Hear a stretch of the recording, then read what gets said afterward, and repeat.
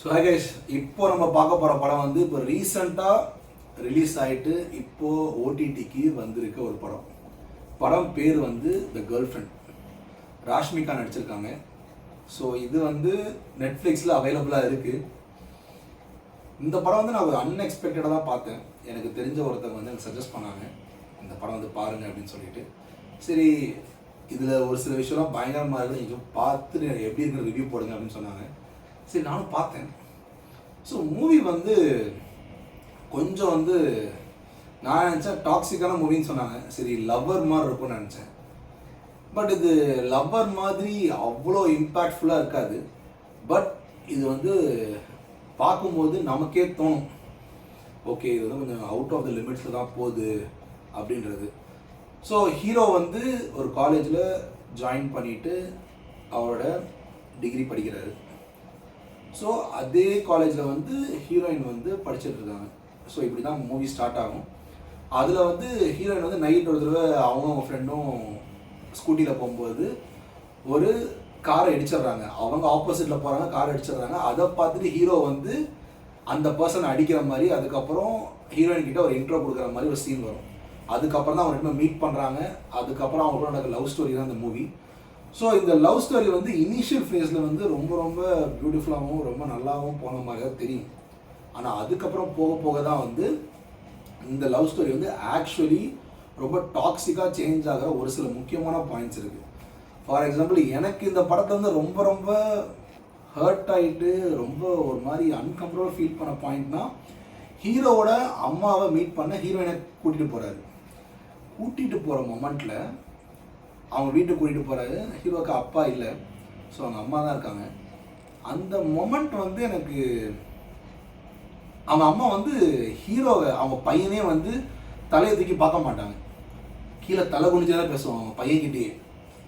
So அது வந்து அந்த அந்த மொமெண்ட் வந்து ஒரு அவரோட கேர்ள் ஃப்ரெண்டுக்கு எப்படி இருக்குன்றது வந்து இமேஜினே பண்ண முடியல. அதுக்கு அவர் ரீசனும் சொல்கிறாரு, இந்த மாதிரி அப்பாவுக்கு வந்து கெஸ்ட் யாராவது வந்தால் அம்மா வந்து நேரில் பார்த்து பேசினாங்கன்னா அப்பாவுக்கு பிடிக்காது. ஸோ அதனால வந்து எப்பயுமே அம்மா வந்து கெஸ்ட் யாராவது வந்தாங்கன்னா தலை வந்து பார்க்க மாட்டாங்க கெஸ்ட்டு, அது யாராக இருந்தாலும் சரி அப்படின்னு சொல்கிறாரு. எனக்கு வந்து அது ரொம்ப டஃப்பாக இருந்துச்சு. எனக்கே டஃப்பாக இருந்துச்சுன்னா அந்த ஒரு அவரோட கேர்ள் ஃப்ரெண்டோட சிச்சுவேஷன் யோசிச்சு பாருங்க. அது வந்து ரொம்ப ரொம்ப டஃப்பாக இருந்துச்சு. அது மட்டும் தலை வந்து பார்க்கறது மட்டும் கிடையாது, சிரிக்கூட மாட்டாங்க. அது சிரிக்கக்கூடாதுன்ற மாதிரி தான் போர்ட்ரே பண்ண மாதிரி இருக்கும். அதுலேயே வந்து ஹீரோயினுக்கு வந்து ஒரு பெரிய ஷாக் ஆகிடும், நம்ம வந்து ஒரு தப்பான ஃபேமிலியை சூஸ் பண்ணிட்டோமோ அப்படின்றது ஃபஸ்ட்டு ஷாக். எனக்குமே அது ஒரு பெரிய ஷாக். அதுக்கப்புறம் என்ன ஆகும், ஹீரோயின் வந்து ஹீரோயினோட ஹாஸ்டல் ரூமில் இருப்பாங்க. அப்போ ஹீரோயினோட அப்பா வந்து கேஷுவலாக வந்து சர்ப்ரைஸ் விசிட் சொல்லிட்டு வந்துடுவார். அவங்க அப்பா வந்து உள்ளே வரும்போது ஹீரோ இருக்கிறத பார்த்துருவார். பார்த்தோன்னே ஸ்லாப் பண்ணிவிட்டு இது என்ன நான்சென்ஸ் இது அப்படின்னு சண்டை போடுவார். பிகாஸ் ஆப்வியஸ்லி அவங்க அப்பா. அதுக்கு ஹீரோ வந்து அவங்க அப்பாவே வந்து இன்னொரு தடவை மேலே கை வச்சிங்கன்னா நான் திரும்ப அடிப்பேன்னு சொல்கிறாரு. அதுக்கப்புறம் ஓகே. பட் இந்த ப்ராப்ளம்லாம் முடிஞ்சதுக்கப்புறம் வெளியே அவங்க அப்பா காலேஜ் விட்டு வெளியே போகும்போது குரூப்பாக நின்று அவங்க அப்பா வந்து கைட் ஆஃப் த்ரெட்டன் பண்ணுற மாதிரி ஒரு சீன் இருந்துச்சு. அது வந்து கொஞ்சம் இல்லை, ரொம்ப ஓவராக இருந்துச்சு. அது வந்து ரொம்ப ஒரு மாதிரி அன்கம்ஃபர்டபுளாக ஃபீல் பண்ண வச்சு அந்த ஒரு சீன். இது மட்டும் இல்லாமல் ஹீரோயின் வந்து ஒரு ஆக்டிங் கிளாஸ்லாம் போயிட்டு அவங்க ஒரு ஆக்டிங் ஸ்டேஜில் பர்ஃபார்ம் பண்ண ஆரம்பிச்சிடுவாங்க. ஸோ பர்ஃபார்ம் பண்ண ஆரம்பித்தோடனே அந்த கைண்ட் ஆஃப் அட்டென்ஷன்லாம் நிறைய பேர் அவங்க பார்ப்பாங்க, கிளாப் தட்டுவாங்க, எல்லாம் பண்ணுவாங்க. பட் ஹீரோ வந்து அவங்க சட்டிலாக சொல்லியிருக்கலாம், மேபி அவருக்கு அது இப்படி ஆயிடுச்சுன்னா கூட, ஆனால் அப்படி சொல்ல மாட்டார். அது வந்து ரொம்ப தப்பாக பேசி, அது ரொம்ப தப்பாக ப்ரொஜெக்ட் பண்ணி, அது ரொம்ப இன்சல்ட் பண்ணி, அது வந்து ஒரு மாதிரி செக்ஷுவலைஸ் பண்ணி சொன்ன மாதிரி இருக்கும். அதுவுமே ரொம்ப டூ மச்சாக இருக்கும். இதெல்லாம் தாண்டி ராஷ்மிகா வந்து ஒரு இடத்துல வந்து அவங்க சொல்கிறாங்க, இந்த மாதிரி எனக்கு இந்த ரிலேஷன் செட் ஆகாத சொல்கிறாங்க, பிரேக்கப் பண்ணிக்கலாம் அப்படின்னு சொல்லிட்டு. ஸோ அது பிரேக்கப் பண்ணிக்கலான்னு சொன்னதுக்கப்புறம் ஹீரோ பண்ணுற விஷயம்லாம் வந்து ரொம்ப வஸ்ட்டாக இருக்கும். இருக்கிறது ரொம்ப ரொம்ப டாக்ஸிக் டு த கோராக இருக்கும். எந்த அளவுக்கு இருக்கும்னா, அவங்களோட ரூமோட என்ட்ரன்ஸ் கேட் இருக்கும், அதாவது டோர் இருக்கும். அந்த டோரில் வந்து ராஷ்மிகா வரைஞ்சிட்டு அதுக்கப்புறம் வந்து ரொம்ப வந்து அவங்களோட என்னென்ன பண்ணாங்க எல்லாத்தையுமே எழுதிட்டு அது மட்டும் இல்லாமல் இது வந்து இந்த ரேட்டு அது அந்த ரேட்னு சொல்லிட்டு ரொம்ப மோசமாக போர்ட்ரே பண்ணி ரொம்ப அசிங்கப்படுத்தி ரொம்ப இன்சல்ட் பண்ணி அதை வந்து நமக்கே ஈவன் தோ இப்போ நானும் ஒரு பையனானதை பார்க்கும்போது எனக்கே வந்து இது ரொம்ப ரொம்ப எக்ஸ்ட்ரீமாக போயிட்டுருக்கு, இவ்வளோலாம் பண்ணணுமா, அதை அப்படியே முடிச்சிருக்கலாமே வேண்டாமா அப்படின்னு சொல்லிட்டு அப்படியே தோணுச்சு. அதுவும் ரொம்ப ராவாகவும் ரொம்ப எக்ஸ்ட்ரீமாகவும் இருந்துச்சு. அப்போ வந்து ஏதோ ஒரு பர்சன் வந்து ராஷ்மிகா அந்த பிக்சரை பார்த்து அழுகுற ஒரு வீடியோ எடுத்து அனுப்புகிறாங்க.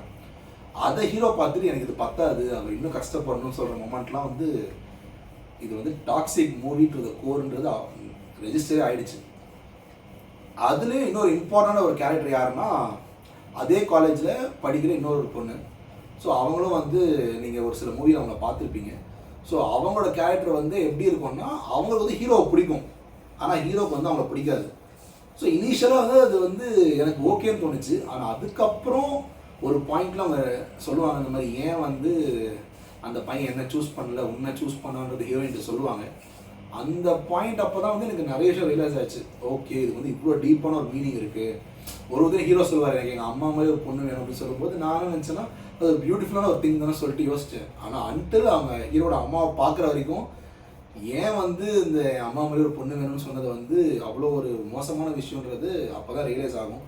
அந்த ஃப்ரெண்டோட கேரக்டர் வந்து ஹீரோயினுக்கு வந்து ரொம்ப ஹெல்ப் பண்ணுவாங்க. அவங்க ஓப்பனாக சொல்லிடுவாங்க இதுதான் அந்த பையன் பண்ணுற விஷயம், உங்களுக்கு அந்த பையன் செட்டே ஆகவே ஆகாது, நீ இந்த ட்ராப்பில் மாட்டிகிட்டு இருக்க, இது வந்து எப்படியாவது நீ வெளியே வந்துரு, ஸோ உங்கள் நல்லது தான் நான் சொல்கிறேன், உனக்கு ஒரு நல்ல லைஃப் கிடைக்கும் அப்படின்னு சொன்னோம்.